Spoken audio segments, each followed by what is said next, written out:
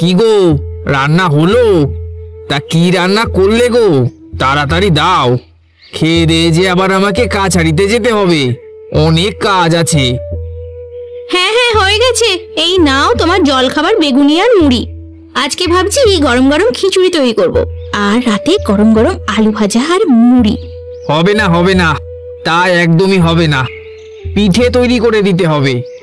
শীতকাল তো এসেই গেল, এবার একটু পিঠে না হলে হয়? হবে না হবে না, আগের বার আমার মনে আছে আমি পিঠে তৈরি করেছিলাম, সব পিঠে একাই খেয়েছিলে। তারপর থেকে সারা মাস শুধু আমি পিঠেই তৈরি করে গেছি, আর তুমি খেয়ে গেছো। পিঠে তৈরি করতে ভীষণ কষ্ট হয়, চাল পেটে তৈরি করা যে কি কষ্টে সেটা আমি বুঝি, কিন্তু সারা শীতকাল ধরে আমি একটাও পিঠে খেতে পারিনি তোমার জন্য। তাহলে কি এবার পিঠে হবে না বাড়িতে? একদম না, একদম না, এবারে আর আমি একদম পিঠে তৈরি করব না। তাড়াতাড়ি যাও, চা মুড়ি খেয়ে বাজারে যাও, কাছারি যাওয়ার আগে বাজার করে দিয়ে যাবে কিন্তু। মোড়ল কি আর করবে, শেষমেশ চা মুড়ি খেতে থাকে।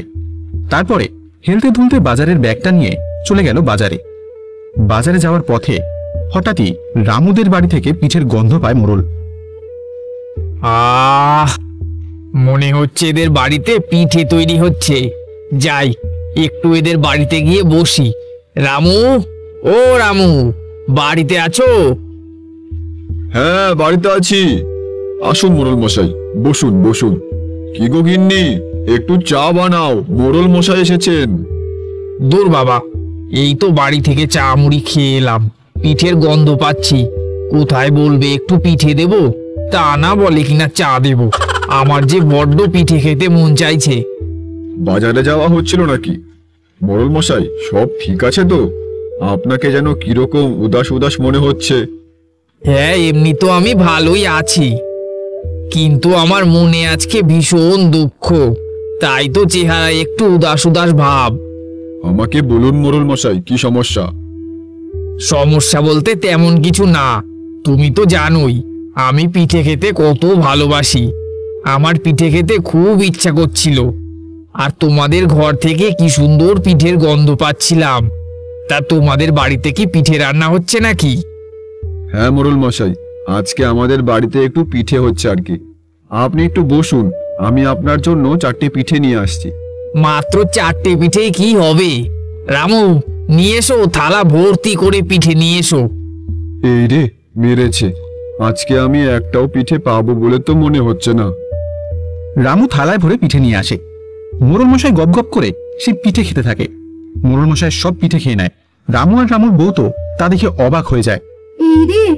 সব শেষ। কার মুখ দেখে যে আজ ঘুম থেকে উঠেছিলাম, মোড়ল মশাইয়ের আজই এই পথ দিয়ে বাজারে যেতে হলো। আমার ভাগ্যে একটাও পিঠে জুটলো না। সমস্ত পিঠে খাওয়ার পর মোড়ল মশাই বলল, না, খুব একটা জমলো না গো, আরো কয়েকটা পিঠে হলে ভালো হতো। ঠিক আছে, খুব সুন্দর রান্না করেছিলে। আজকে আমি আসি, বুঝলে? আমাকে আবার একটু বাজারে যেতে হবে। এরপর আবার যখন তুমি পিঠে বানাবে আমাকে ডাক দিও, কেমন? এই বলে মোড়ল মশাই বাজারের দিকে চলল। রামু আর রামুর বউ মাথায় হাত দিয়ে বাড়ির বারান্দায় বসে পড়ল। বলে কিনা জমলো না, আরো চাই? হ্যাঁ গো, সে কি রাগ করছে নাকি গো? আবার বলে পিঠে করলে নিমন্ত্রণ করতে। বাপরে বাপ, বাপের জন্মে যেন পিঠে খায়নি।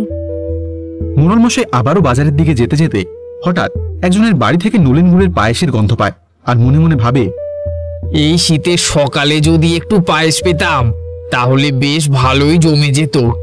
যাই, একটু ওই ঘরের ভেতরেই যাই। অজিত, অজিত, এই দেখো আমি এসেছি। অনেক দিন পর তোমার সাথে গল্প করব বলে এলাম। আসো বন্ধু আসো, এখন তো আর আশাই হয় না, তা আজকে হঠাৎ? হ্যাঁ, তা তো ঠিক, এখন তো আর কাজের চাপে আসাই হয় না। এই যে এসেছি, অনেকক্ষণ গল্প করব, আর বৌদির হাতের পায়েস না খেয়ে কিন্তু উঠবো না, এই বলে রাখলাম। অজিত এটা শুনে ভয় পেয়ে যায় আর আমতা আমতা করে বলে, পায়েস? পায়েস কোথায়? কোথায় পাবো পায়েস? মিথ্যা কথা বলছো, আমি ঠিকই গন্ধ পেয়েছি। তুমি মনে হয় ভুলে গেছো, আমার নাকের ঘ্রাণ শক্তি অনেক বেশি। অনেক দূর থেকে আমি বুঝতে পারি কার বাড়িতে কি রান্না হচ্ছে। ওই সব বুঝতে পেরেই তো তারপর আমার বাড়িতে চলে এসছে, বড্ড পেটু খেলা রাখো। হ্যাঁ বন্ধু, কিছু বললে? এসো এসো, একটু এখানে বসো, তোমার সাথে একটু গল্প করি। তা বলো, বৌদির পায়েস রান্না হলো? মোড়ল মশাই গল্প করতে থাকে। এইদিকে অজিতের বউ একটা বাটিতে পায়েস নিয়ে আসে। এই নাও, পায়েস চলে এসছে, খেয়ে নাও। এইটুকু পায়েস? এইটুকু পায়েসে আমার কি হবে? আমার তো আরো পায়েস চাই। আরে ও বৌদি, আরে হাঁড়িটা নিয়ে এসো। দেখতে দেখতে এক হাঁড়ি পায়েস গপ গপ করে মোড়ল মশাই একাই খেয়ে নেয়, এবং সেটা অজিত আর অজিতের বউ তাকিয়ে তাকিয়ে দেখতে থাকে। এইভাবেই সেদিন মোড়ল মশাই গ্রামের এবাড়ি সেবাড়ি এটা ওটা খেয়ে দিয়ে একদম বেলা করে বাড়িতে ঢোকে। সর্বনাশ করেছে গো, সর্বনাশ করেছে। তুমি তো বাজার গেলে সেই সকালবেলা, বেলা গড়িয়ে গেল, তুমি কিনা খালি হাতে ফিরছো। বাজার করনি? তাহলে এতক্ষণ কোথায় ছিলে? আর বাড়িতে রান্নাই বা হবেটা কি? কি খাবো তুই আমি, আর তুমিই বা কি খাবে? আরে হ্যাঁ, আমি তো বাজার করতে গেছিলাম। এই দেখো গিন্নি, আমি যে একদম ভুলে গেছি। থাক, তোমার আর কিছু রান্না করতে হবে না আজকে, আমার পেট ভরাই আছে। আমি যাই একটু বিশ্রাম নিয়ে গিয়ে। আরে এ কি কাণ্ড! আরে আমি খাবো কি? আরে আমি খাবো কি? কিছুই তো নেই ঘরে। এই লোকটাকে আমি যে কি করি! চলে গেল, না জানি কার বাড়িতে গিয়ে খেয়ে এসেছে। আবার বিকেল হতে না হতে কেউ এসে আমাকে চারটি কথা শোনায়। আমার হয়েছে যত জ্বালা। মোড়ল মশাইয়ের স্ত্রী এইসব কথাই ভাবছিল। এমন সময় সেখানে রামুর বউ আর অজিতের বউ এসে উপস্থিত হয়। দিদি, বিশাল বড় কাণ্ড ঘটেছে দিদি।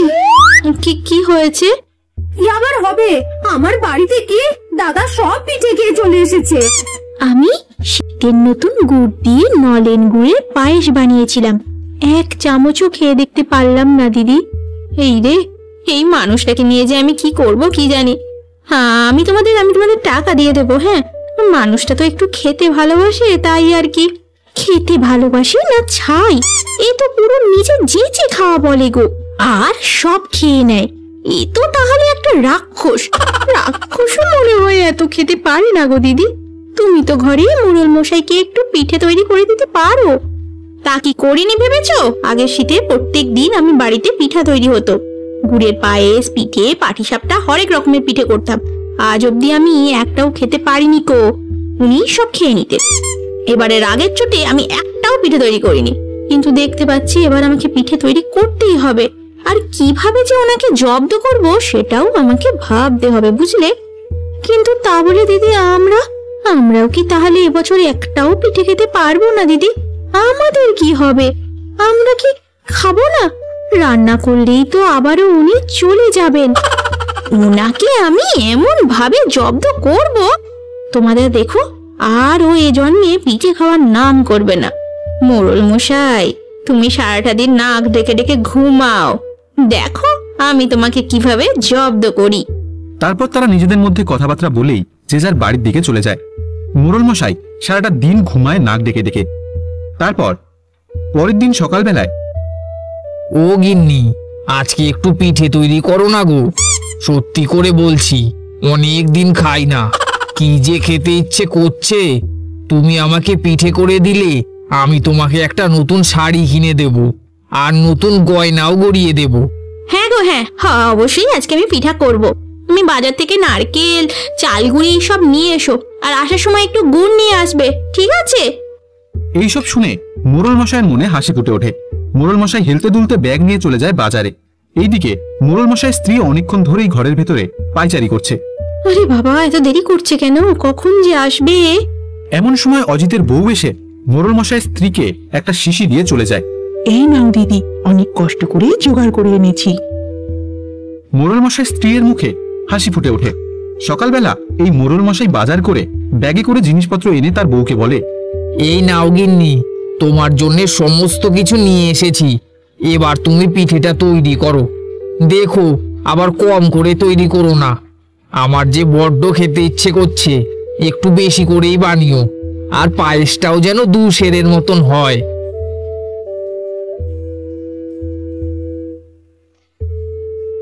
এ বাবা, এটা কি করে হয়? আমি তো আরে কি হলো, তোমরা কি এত ভাবছো? এত পিঠে আমি কিভাবে খাচ্ছি ওটাই ভাবছো তো? তা তোমরা কি ভেবেছিলে আমাকে জব্দ করবে? তা কখনো পারবে না। মোড়ল মশাই স্ত্রী ভয় পেয়ে যায়। তখন মোড়ল মশাই বলে, তুমি যখন অজয়ের বউয়ের কাছ থেকে শিশিটা নিচ্ছিলে তখনই আমি চলে এসেছিলাম, আর আড়াল থেকে দাঁড়িয়ে তোমাদের সব কথোপকথন শুনে নিয়েছি। কি গো, তুমি সব পেয়েছো তো? দাও দাও, আমাকে ওই পাচক দাও। অনেক কষ্ট করে বদ্যিমশাইয়ের কাছ থেকে এনেছি। সাধারণত বদ্যিমশাইয়ের কাছে সবাই পেটের ব্যারাম সারাতে যায়, আমি পেটের ব্যারাম যাতে হয় তার জন্য ওষুধ নিয়ে এসেছি। টাকা কিন্তু একটু বেশি লেগেছে দিদি, আমাকে একটু বেশি দিতে হবে। কিন্তু এটা দিয়ে কি করবে দিদি? কি আর করবো বলো, পিঠে পিঠে পিঠে, সারা শীতকাল ধরে শুধু পিঠে আর পিঠে। আর আমি তৈরি করি, আর আমি একটাও খেতে পারি না। গ্রামের কেউ পিঠে তৈরি করে খেতে পারে না ওর জ্বালায়। আমি এই ওষুধ দিয়ে এমন পিঠে তৈরি করব, আর তারপর ওকে খাইয়ে দেব, পেটের ব্যারামে 3 দিন বিছানা ছেড়ে উঠতে পারবে না। তারপর নিশ্চয়ই আর পিঠে খাওয়ার নাম করবে না। এটাই হবে ওনার উপযুক্ত শাস্তি। মোড়ল মশাই স্ত্রী আর অজিতের স্ত্রী এই ব্যাপারটা ভেবে খুব হাসাহাসি করে। এইসব কথা আড়াল থেকে মোড়ল মশাই তখনই শুনে নিয়েছিল। আর রান্নাঘরে যখন তার স্ত্রী রান্না করছিল, সেই শিশির মশলা সরিয়ে নিয়েছিল। তা তুমি আমাকে কি ভেবেছিলে বোকা? তুমি কি না আমায় জব্দ করবে, তাও আবার এই পেটে ব্যথার ওষুধ খাইয়ে? তা কখনো হবে না। সব পিঠে আমিই খাবো, আর গ্রামের কারোর বাড়িতে পিঠে হলে সেই পিঠেও আমি খেয়ে নেব। আমি হলাম এই গ্রামের মোড়ল। হা হা হা হা। আমাকে জব্দ করা এত সহজ নয় গো। মোড়ল মশাইয়ের কথা শুনে মোড়ল মশাইয়ের গিন্নি মাথায় হাত দিয়ে বসে পড়ে। যা, এবারেও জব্দ করতে পারলাম না। আর কি করা যাবে, সব খেয়ে নিল গো, সব খেয়ে নিল। আমাকে এক পিসও দিল না, সব খেয়ে নিল। আমার পোড়া কপাল।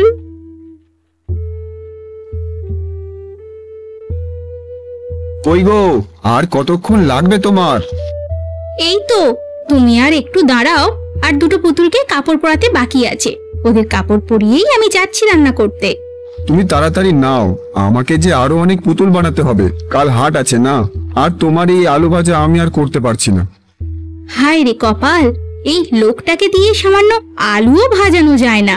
হে উপরালা, তুমি কেন আমাকে একটা মেয়ে দিচ্ছ না? না হলে যে আমরা স্বামী স্ত্রী দুজনকেই না খেতে পেয়ে মরতে হবে। এই হলো রামপ্রসাদ পুতুলওয়ালা আর তার স্ত্রী লক্ষ্মী। তারা দুজনেই পুতুল বানায় ও হাটে হাটে তা বিক্রি করে নিজেদের সংসার চালায়। কিন্তু তাদের বিয়ের পর আজ অবধি তাদের কোনো সন্তান হয়নি। এই নিয়ে রামপ্রসাদের স্ত্রী প্রায়শই দুঃখ প্রকাশ করে থাকে। কই গো, তুমি যাও, গিয়ে পুতুলগুলো বানাও। আর আমাকে দাও দাও দাও, দেখি খুন্তিটা দাও, আলু আমিই ভাজছি। হ্যাঁ, এই নাও খুন্তি। এই বলে রামপ্রসাদের স্ত্রী খুন্তিটা নেয় এবং রামপ্রসাদ উঠে চলে যায় উঠোনে আবার পুতুল বানাতে। হ্যাঁ গো, তুমি তো আজ বেশ সুন্দরভাবে পুতুলগুলোকে কাপড় পরিয়েছো। আজ মনে হচ্ছে হাটে বেশ ভালোই পুতুল বিক্রি হবে। দেখো, সবই কপাল। উপরওয়ালা যদি চান তাহলে অবশ্যই আজ আমাদের সব পুতুল দেখো বিক্রি হয়ে যাবে।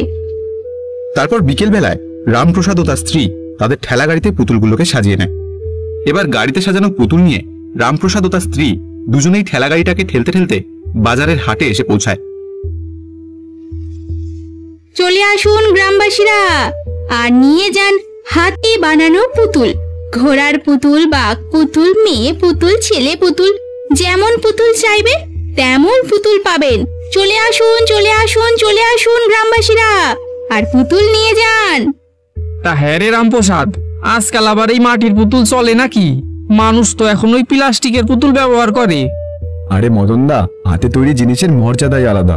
তুমি একটা পুতুল নিয়ে তো যাও তোমার মেয়ের জন্য। না না থাক, এত দাম দিয়ে আমি তো আর ওই মাটির পুতুল নিতে পারবো না, আমি চললাম। এই বলে মদন চলে যায় ও সারা বিকেল ধরে রামপ্রসাদ ও তার স্ত্রী দাঁড়িয়ে থাকে, কিন্তু তাদের একটা পুতুলও বিক্রি হয় না। এমন অবস্থায় তারা দুজন মনমরা হয়ে নিজেদের ঠেলাগাড়ি নিয়ে বাড়ির দিকে রওনা দেয়। বাড়ি ফেরার সময় তারা জঙ্গলের মধ্যে দেখে একটা সাধু বাবা জঙ্গলে শুয়ে শুয়ে কাতর কণ্ঠে জল জল করে চিৎকার করছে। জল, জল, কেউ কি কোথাও আছো? আমাকে কি একটু জল দেবে? এই কথা শুনে তড়িমড়ি করে রামপ্রসাদ ও তার স্ত্রী সাধু বাবার কাছে জল নিয়ে যায়। সাধু বাবা সেই জল খায় ও তৃপ্তি পায়। বাবা, মা, তোমাদেরকে অনেক ধন্যবাদ, কিন্তু বাবা, তোমার কাছে কি কিছু খাবার হবে? আমি অনেক দিন ধরে কিছুই খাইনি। সাধু বাবা, আমাদের কাছে তো শুধু শুকনো রুটি আর আলু ভাজা আছে। এই খাবার কি আপনি খাবেন? কেন খাবো না মা, আমার যে বড্ড খিদে পেয়েছে, তুমি আমাকে তাই দাও। এই বলে রামপ্রসাদ তাদের আলু ভাজা ও রুটি সেই সাধু বাবাটিকে দেয় এবং সেই সাধু বাবা সেই খাবার খায়। তোমাদের এই রুটি আর আলু ভাজা খেয়ে আমি খুব তৃপ্তি পেয়েছি মা। কিন্তু মা, তোমাদের এরকম মন মরা লাগছে কেন? আর বলবেন না সাধু বাবা, আমার মতো এই গরিব পুতুলওয়ালার একে তো কোনো সন্তান নেই, তার উপর হাটে আমার একটাও পুতুল বিক্রি হয় না। এইভাবে চলতে থাকলে যে আমাদের দুই স্বামী স্ত্রীকে না খেয়ে মরতে হবে। বুঝেছি বাবা, বুঝেছি। অনেক দিন ধরে তোমরা লোকের কাছে পুতুল বিক্রি করছো, এবার না হয় আমি তোমাদের একটা পুতুল দিই। এই বলে সাধু বাবা তার ঝোলা থেকে একটা পুতুল বের করে রামপ্রসাদকে দেয়। কিন্তু সাধু বাবা, আমরা তো নিজেই পুতুলওয়ালা, আর আপনি আমাদেরকেই পুতুল দিচ্ছেন? আরে না রে মা, না। তোমরা একবার এই পুতুলটা নিয়ে বাড়িতে যাও, তারপরেই তোমরা বুঝতে পারবে। এই বলে সাধু বাবা পুতুল দিয়ে জঙ্গলের পথ ধরে চলে যায়। তারপর রামপ্রসাদ ও তার স্ত্রী ধীরে ধীরে নিজের বাড়ির দিকে রওনা দেয়। কিছুক্ষণ পর তারা বাড়িতে এসে পৌঁছায়, কিন্তু বাড়িতে এসে ঝুড়ির পুতুলগুলোকে যখন ঘরের মধ্যে রাখতে যাবে, তখন একটা পুতুল নিচে পড়ে যায়। আর পুতুলটা মাটিতে পড়তেই ঘটে এক অদ্ভুত ঘটনা। পুতুলটা ধীরে ধীরে বড় হয় এবং একটা ছোট্ট মেয়েতে পরিণত হয়। হে কি কাণ্ড! পুতুল থেকে মেয়ে হয়ে গেল কি করে? হে যে অবাক কাণ্ড! তাই তো, এটা কি করে সম্ভব? তুমি কে মা? এ তো আমি জানি না, কিন্তু আমি অনেক বছর ধরে ওই সাধু বাবার কাছে পুতুল হয়েছিলাম। ও আচ্ছা, এই ব্যাপার। তাহলে ওই জন্যই সাধু বাবা আমাদের পুতুলটা দিয়েছিল। এই বলে তারা আজকের মতো ঘুমিয়ে পড়ে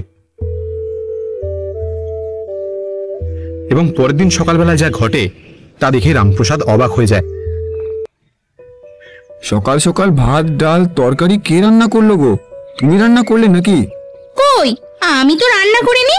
তাহলে কে রান্না করলো এত সব খাবার? এই তো আমি করেছি সব রান্না। তা তুই এইসব রান্না করলি কিভাবে? এই তো আমার জাদুর লাঠি দিয়ে। এটা আমাকে সাধু বাবা দিয়েছে। ঠিক এমন সময় বাড়ির কাছে সাধু বাবা এসে হাজির হয়। সাধু বাবা, আপনি এসেছেন? দেখুন না এই পুতুল মেয়ের কর্মকাণ্ড। কেন বাবা, তা কি এমন হয়েছে? দেখুন না বাবা, এই মেয়ে বলে কি না জাদু লাঠি দিয়ে নাকি এইসব রান্না করেছে। ও তো ঠিকই বলেছে, ওকে তো এই জাদুর লাঠিটা আমি দিয়েছি। কিন্তু এই পুতুল মেয়েটি আসলে কে বাবা? শোনো তাহলে, আজ থেকে প্রায় 10 বছর আগে আমি এক নির্জন স্থানে ধ্যান করতে বসেছিলাম, আর ঠিক সেই সময় কিছু মানুষ হাতে ছুরি কাঁচি নিয়ে একটা বাচ্চাকে হত্যা করতে এসেছিল।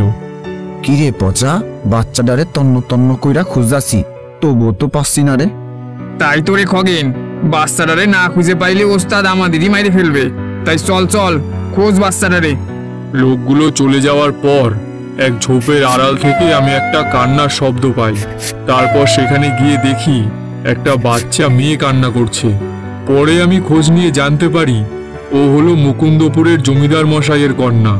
জমিদারের ভাই সম্পত্তির লোভে মেয়েটির বাবাকে হত্যা করেছিল, আর এখন ছোট্ট বাচ্চা মেয়েটিকে হত্যা করতে চাইছে, কারণ জমিদারের সমস্ত সম্পত্তি ওই মেয়ের নামে লেখা। তারপর তারপর কি হলো বাবা? তারপর থেকে জমিদার বাবুর ওই ছোট্ট মেয়েকে আমি লালন পালন করতে থাকি। এভাবেই বেশ কয়েক বছর কেটে যায়। একদিন জমিদার বাবুর এই মেয়ে ও আমি দুজনে মিলে কুঠিরে বসে ভাত খাচ্ছিলাম, আর এমন সময় আমাদের ঝিলিক উড়ে এসে আমাকে খবর দিল, সাধু বাবা, একদল গুন্ডা হাতে ছুরি কাঠারি লাঠি নিয়ে আপনার কুঠিরের দিকেই আসছে। আমি যা শুনলাম, ওরা নাকি সন্ধান পেয়েছে। জমিদার বাবুর মেয়ে আপনার কাছেই আছে, তাই তাই ওরা মেয়েটাকে হত্যা করতে আসছে। কি বলিস রে ঝিলিক, গুন্ডার দল আমার কুঠিরের দিকে আসছে? ঠিক এমন সময় আমার মাথায় একটা বুদ্ধি আসে। আমি আর দেরি না করে চটপট মন্ত্র পড়ে জমিদার বাবুর ওই মেয়েকে পুতুল বানিয়ে দিই। আর অন্যদিকে ওই গুন্ডার দল এসে হাজির হয় আমার কুঠিরে। বাবা, তোমরা তো দেখতেই পাচ্ছ আমার কাছে কোনো বাচ্চা মেয়ে নেই।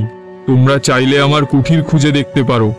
বুঝলি খগেন, মনে হয় সাধু বাবার কাছে ওই মেয়েটা নাই। হ্যাঁ রে, ঠিক কইছিস পচা। চল চল বাড়ি চল। এই বলে ওরা চলে যায়। আর এরপর থেকে যখনই ওরা ওই মেয়েটির খোঁজ করতে আমার কুঠিরে আসে, তখনই আমি ওকে পুতুল বানিয়ে দিই। আহারে, এই ছোট্ট মেয়েটার সাথে এমন জুলুম করেছে ওরা, তাও আবার নিজের জেঠু সম্পত্তির লোভে। হ্যাঁ মা, হ্যাঁ, তাই তো এই মেয়েকে বাঁচাতে ওপরওয়ালা সেদিন জঙ্গলে তোমাদের সাথে আমার সাক্ষাৎ করালো। তাহলে সাধু বাবা, এবার আমাদের কি করণীয়? কি আর করব বলো বাবা, তোমাদের তো সন্তান নেই, আর এই মেয়েরও কোনো বাবা মা নেই। তাই আজ থেকে এই পুতুল মেয়ে তোমাদেরই মেয়ে হলো। আর ওর কাছে আছে ওই জাদুর লাঠি। তোমাদের যা খেতে ইচ্ছে করবে তোমরা বলো, ওই লাঠি তোমাদের তাই বানিয়ে দেবে।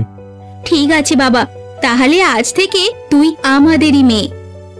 এরপর থেকে এই পুতুল মেয়েকেই রামপ্রসাদ ও তার স্ত্রী নিজের মেয়ের মতো লালন পালন করতে থাকে এবং তারা সুখে শান্তিতে বসবাস করতে থাকে।